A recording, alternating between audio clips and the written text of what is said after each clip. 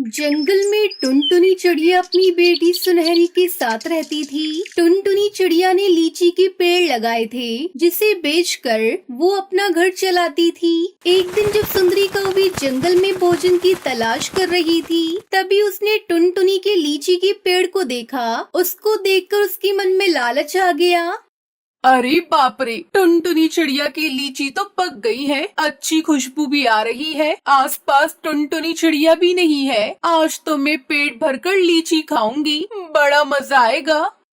सुंदरी कौवी मजे मजे से टुनटुनी चिड़िया के लीची के पेड़ से लीची तोड़ तोड़ कर खाने लगती है। वो कुछ लीची खाती है और कुछ लीचियों को वो नीचे फेंक देती है। वहीं टुनटुनी चिड़िया अपनी बेटी सुनहरी से कहती है, सुनहरी बेटी, पेड़ की लीची पक गई है। मैं जाती हूँ देखने, कहीं कोई पक्षी चोरी न कर ले हमारी लीची को।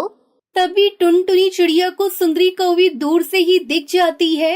अरे ये तो सुंदरी है, मेरे पेड़ से लीची चुरा रही है। अरे ओ सुंदरी, तुम मेरी लीची चोरी करके खा रही हो। और ये क्या, तुमने कितनी सारी लीची तोड़कर नीचे भी फेंक दी है। तुम्हें शर्म नहीं आती चोरी करते हुए, काली चोरनी। ओ चिड़िया, ज्यादा शोर क्यों मचा रही हो? और तुमने चोरनी किसे कहा? मैंने 2-4 लीची ही खाई है। हाँ, देख रही हो, 2-4 ही खाई है और ढेर सारी बर्बाद की है। चलो चलो भागो यहाँ से, आइंदा इस खेत में दोबारा दिख मत जाना। देख लूंगी चिड़िया, तुम्हें देख लूंगी। तुमने मेरी बेइज्जती की है, इसका बदला मैं जरूर लूंगी। सुंदरी कौवी बड़बड़ाती हुई घर चली जाती है। क्या हुआ सुंदरी, क्यों इतने गुस्से में लाल पीली हो रही हो तुम? बताओ मुझे। कालू, मेरे सुंदर सलोने पति देव जी, उस टुनटुनी चिड़िया ने मेरी बेइज्जती की है। आज उसके पेट से मैंने 2-4 लीचियाँ क्या खा ली, उसने तो मुझे चोरनी ही बना दिया। बहुत घमंडी हो गई है टुनटुनी चिड़िया, उसे सबक सिखाना पड़ेगा। नहीं छोड़ूंगा, मैं नहीं छोड़ूंगा उस चिड़िया को। उसकी इतनी हिम्मत कि वो मेरी सुंदरी पत्नी जी की बेइज्जती करे, उसे चोरनी कहे। बस सुंदरी, तुम देखो अब मैं क्या करता हूँ। ये कहकर कालू कौवा अपने दोस्त गरजू बादल के पास जाता है और उससे कहता है, गरजू, तुम्हें मेरा एक काम करना होगा। कैसा काम है कालू, बताओ मुझे। मैं अपने दोस्त के लिए मर भी सकता हूँ और किसी को मार भी सकता हूँ, ये बात तुम अच्छे से जानते हो।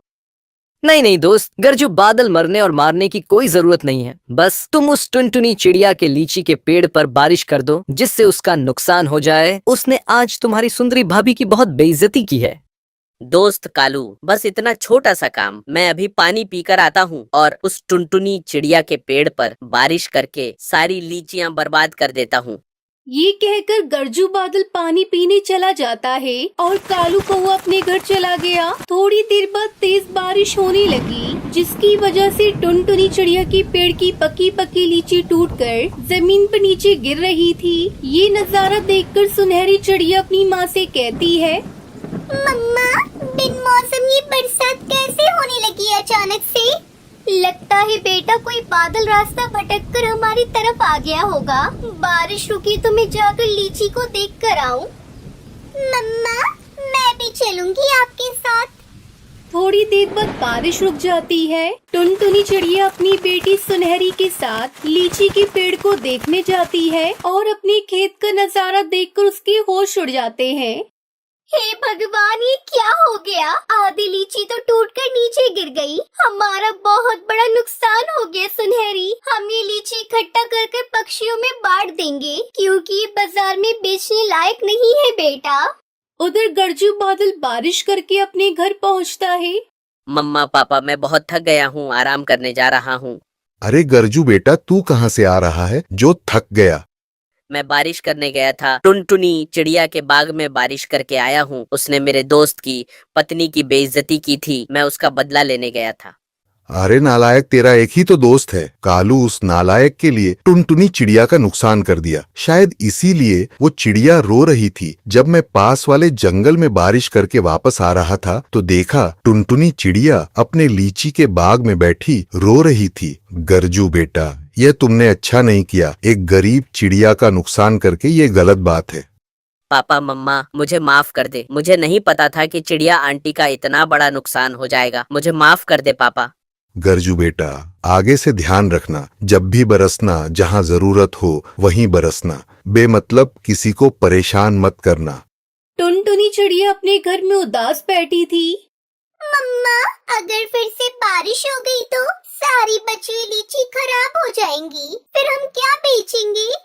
सुनहरी बेटी, मैं कल ही जाऊंगी बादल भैया के पास और उनसे कहूंगी 2-4 दिनों तक रुक जाएं। अगले दिन टुनटुनी अपने बादल दोस्त के पास जाती है। बादल भैया, कृपया करके कुछ दिन बारिश ना करना। हमारे जंगल में जो बची कुची लीची है वो भी बर्बाद हो जाएगी।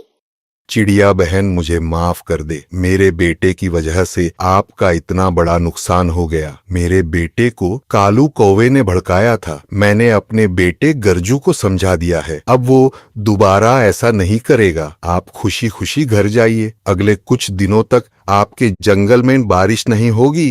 आपका बहुत बहुत शुक्रिया बादल भैया, आपने मेरी इतनी बड़ी परेशानी दूर कर दी। फिर टुनटुनी चिड़िया खुशी खुशी अपने घर लौट आती है और लीची की खेती करके अपनी बेटी के साथ खुशी खुशी रहने लगती है।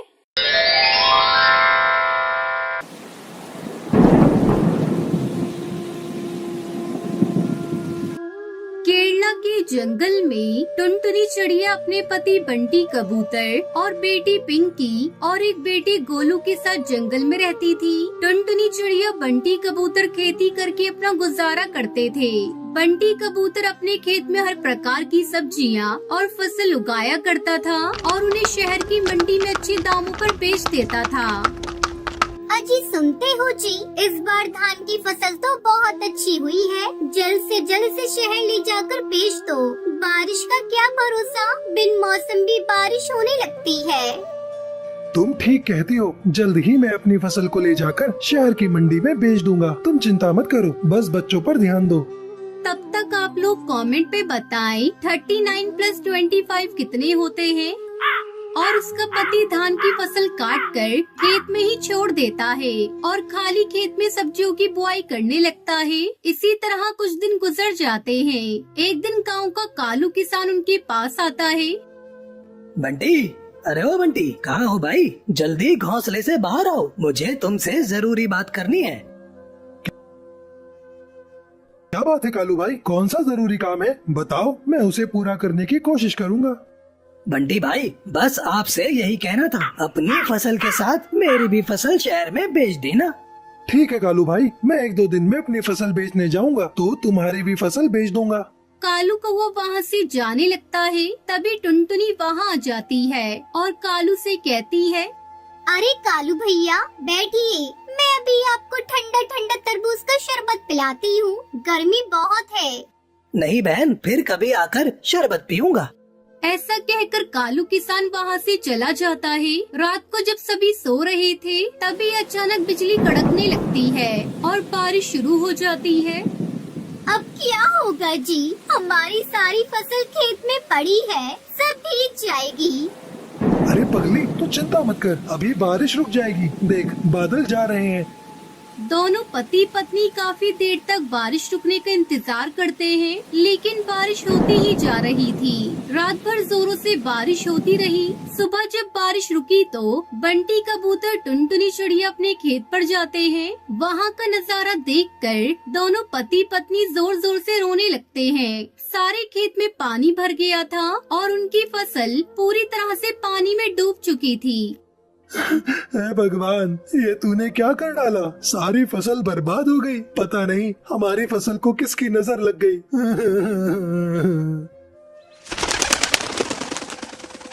मम्मी, पापा, जल्दी घर चलो। हमारा घर टूट गया और गोलू उसके अंदर दब गया है। मैं किसी तरह अपने आप को बचा पाई हूँ। भगवान के आगे किसी की नहीं चलती। हम कर भी क्या सकते हैं? चल कर बेटे गोलू को देखते हैं।